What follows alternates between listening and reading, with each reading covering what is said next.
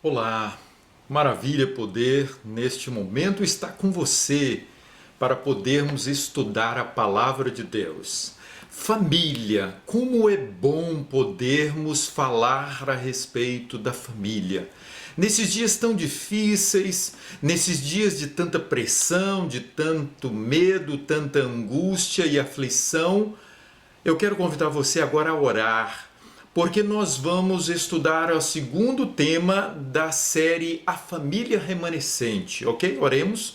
Maravilhoso e bom Deus, aqui está a tua palavra e neste momento, com grande alegria no meu coração, eu convido o Senhor para que envie o Espírito Santo sobre nós, para que ao estudarmos a tua palavra tenhamos compreensão desses temas tão importantes para os dias em que nós vivemos. Em nome de Jesus. Amém. Meu querido, minha querida, que bom saber que você está aí adorando a Deus neste momento através do estudo da palavra. E eu convido-a para abrir a Bíblia no livro de Gênesis, no capítulo 12. Uma família escolhida por Deus. E o tema de hoje é a família e a adoração. Quão importante é para a família ter bem claro, ter bem definida na sua mente a visão da necessidade da adoração. Gênesis capítulo 12 e o versículo 1. Nós encontramos a história da família de Abraão, uma família remanescente, uma família escolhida por Deus, uma família chamada por Deus. A Bíblia diz: ora, disse o Senhor a Abraão: sai da tua terra, da tua parentela e da casa de teu pai e vai para a terra que eu te mostrarei. Deus quis escolher. Foi uma escolha de Deus. E Deus agora vem e escolhe a família de Abraão dentre muitas outras famílias. Dentre os seus familiares, Deus escolhe a família de Abraão. Eu quero te convidar para um segundo ponto bem interessante aqui. Esta era uma família remanescente. A família de Abraão, dentre todas as famílias, ela se destacava, porque era uma família que estava focada em Deus. Ela recebe agora um chamado divino para ir a Canaã, a terra da promessa. Por quê? Porque eles viviam os princípios de Deus. Esta era uma família que guardava os mandamentos de Deus. Eles tinham fé em Jesus, o Cordeiro de Deus, no futuro. Eles sabiam, eles haviam recebido por herança a mensagem do Evangelho das Boas Novas da salvação em Cristo Jesus. Por isso, esta era uma família que estava focada no Deus Todo-Poderoso. Entretanto, eles viviam em uma região e no meio de grandes influências. E eu leio com você neste momento Patriarcas e Profetas na página 126, 125 e 126. Abraão, ele tinha crescido em meio à superstição e paganismo. Mesmo a casa de seu pai, pela qual o conhecimento de Deus tinha sido preservado, estava a entregar-se a influências sedutoras que os rodeavam e serviram a outros deuses. Mas a verdadeira fé não devia extinguir-se. Deus sempre preservou um remanescente para o servir, a fim de que Deus o pudesse habilitar para a sua grande obra. Abraão devia desligar-se das relações de sua vida anterior, a influência de parentes e amigos, incompatibilizar-se-ia com o ensino que o Senhor se propunha a dar a seu servo. Agora que Abraão estava em sentido especial ligado ao céu, devia habitar entre estranhos. O seu caráter devia ser peculiar, diferindo de todo mundo. Toda família remanescente, ela deve diferir de todas as outras. Ela deve ser diferenciada.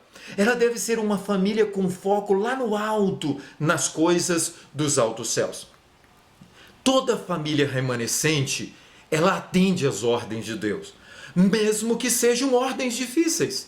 Toda família remanescente, ela crê que a palavra de Deus tem a direção segura para a sua vida. Deus vem agora e diz: sai, deixa tudo. Abraão, não importa se você está estável, estabilizado, fixado, já com uma idade até avançada, você sai e vai. Eu quero a tua família para ser a minha peculiar, disse Deus para Abraão. Agora então Abraão deveria começar do zero. Agora Abraão deveria sair daqui para ir para lá. Como será o trajeto, Senhor? Como vai ser o conforto para minha família? Abraão não estava preocupado com isso porque Abraão ele confiava no Senhor. A família de Abraão era uma família diferenciada. Diante de muitas famílias, a de Abraão foi destaque, por isso foi escolhida. Na reta final, nesses últimos dias, as famílias escolhidas por Deus serão as famílias diferenciadas. Deus quer famílias remanescentes diferentes, não iguais às do mundo.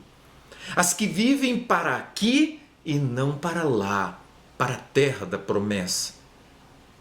Esta família que estava agora com o propósito de atender a ordem de Deus e seguir para a terra da promessa, Gênesis capítulo 12, o versículo 7, eu te convido a abrir a palavra de Deus para nós vermos algumas coisas impressionantes com relação à adoração para a família remanescente. Capítulo 12, o versículo 7, diz assim o texto: apareceu o Senhor a Abraão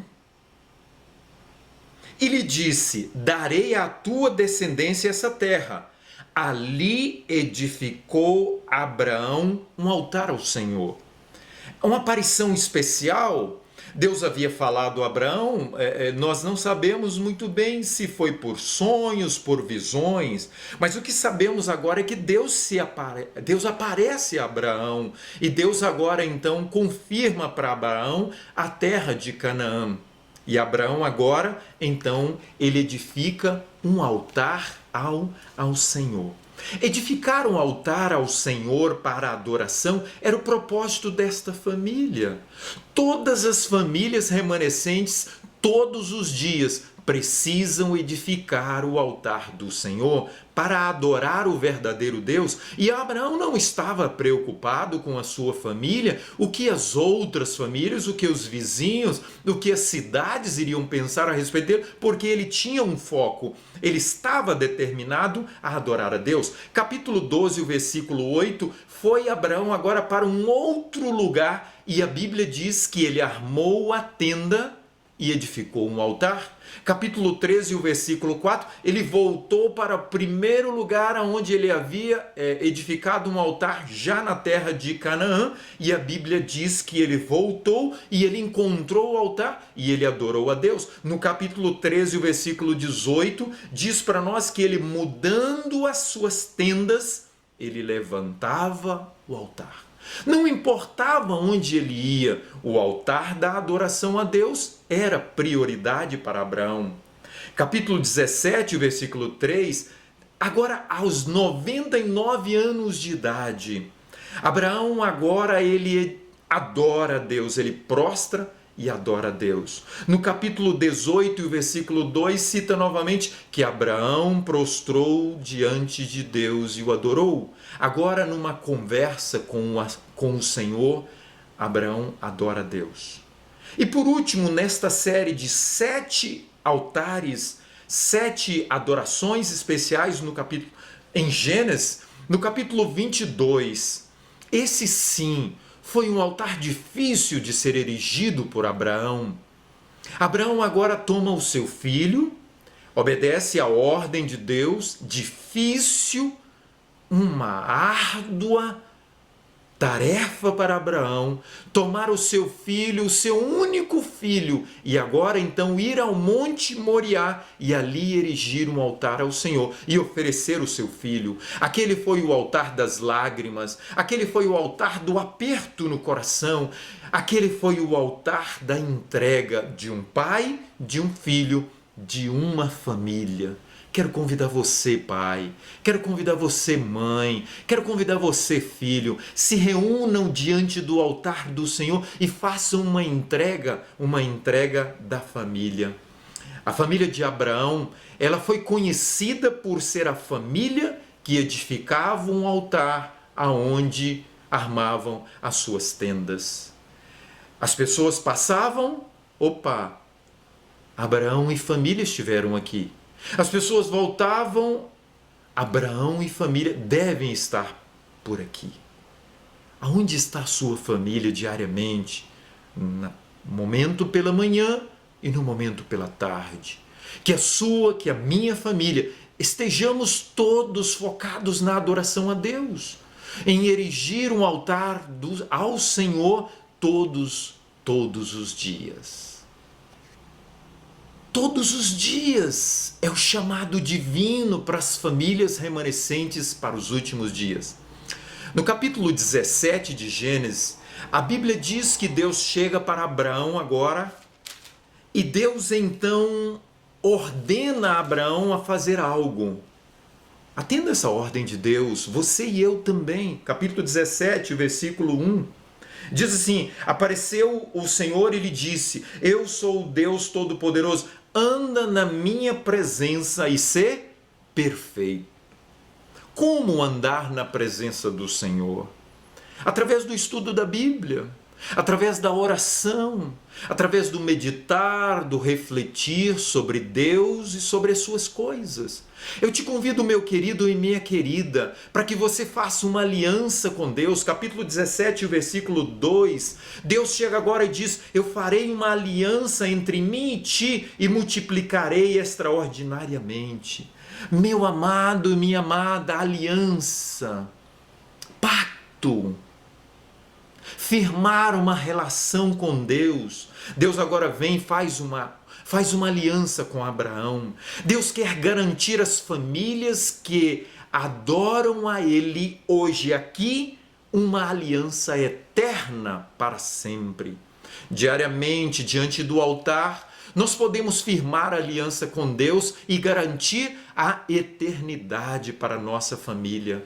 Aquela aliança com Abraão e a sua família era uma aliança com base na fé, diante do altar do Senhor, no Cordeiro de Deus que tira o pecado do mundo. Toda a aliança que Deus faz com as famílias é com base na fé, no sacrifício de Cristo no passado, no seu ministério no presente, no santuário celestial e na garantia e na certeza da entrada para a eternidade. No capítulo 17, o versículo 9, Deus diz para Abraão: guarda minha aliança, Abraão. Deus quer uma resposta de fidelidade das famílias ao pacto. Sabe como nós respondemos para Deus? O pacto e a aliança que Ele faz conosco e que nós fizemos com Deus através da obediência. Deus agora chega para Abraão. Olha que história maravilhosa. A aliança, ela só aconteceria se Abraão continuasse adorando a Deus. Capítulo 18, Deus chega para Abraão e diz: Abraão, ordene a sua casa, eduque os seus nos meus caminhos, reorganize as coisas. Como estão as famílias hoje? As coisas estão bem organizadas aí na sua casa? As coisas estão bem organizadas com relação ao culto familiar, com relação a momentos em família, com relação aos princípios, com relação àquilo que você assiste, aquilo que você ouve, aquilo que você fala, aquilo que você come. Como está organizada a sua e a minha casa? A educação intelectual, Abraão deveria dar, ensinando as ciências gerais para os seus filhos. E Abraão tinha cerca de 1000 pessoas que moravam ali com ele. Abraão deveria fazer como prioridade a educação espiritual. Isso deveria ser. Eles deveriam guardar os caminhos, os mandamentos de Deus, deveriam praticar a justiça. O caráter deles deveria ser um caráter íntegro e puro diante de Deus. Eles deveriam praticar a justiça. Isso está no capítulo 18, quando Deus agora diz para Abraão: ordene a sua casa com os bons ensinos de princípios, com a ciência geral, com a moral, com a espiritualidade, nos relacionamentos. Vocês devem praticar o juízo. No livro Patriarcas e Profetas, na página 142, olha o que nós temos como esclarecimento sobre essa experiência de Abraão.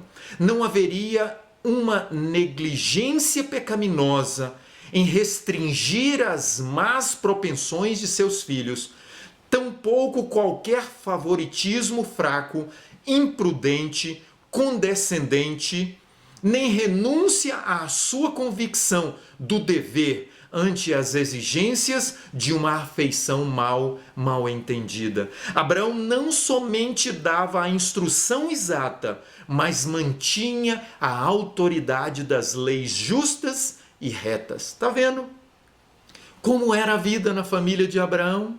Abraão colocava regras. Precisa ter regras na sua casa, meu irmão. Abraão estabelecia os princípios, precisa-se ter estabelecido nos lares os princípios. Abraão colocava como prioridade a adoração a Deus em família. Quão poucos em nossos dias que seguem este exemplo.